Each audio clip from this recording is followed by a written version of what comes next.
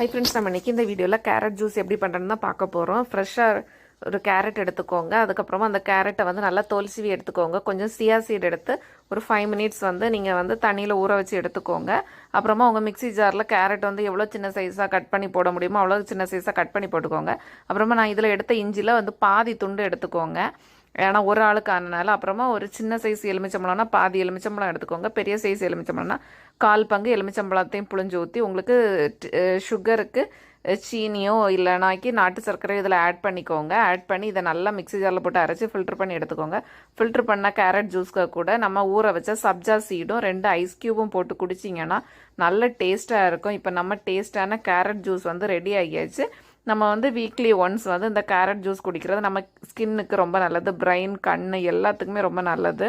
ஹார்ட்டுக்கு எல்லாமே நல்லது. சின்ன குழந்தைங்க உங்கள் வீட்டில் இருந்தால் அடிக்கடி கேரட் ஜூஸ் போட்டு கொடுங்க. அது அவங்களுக்கு ரொம்ப நல்லது. Thank you friends. என்னோட அப்டேட் உங்களுக்கு பிடிச்சா லைக் பண்ணுங்கள், ஷேர் பண்ணுங்கள்.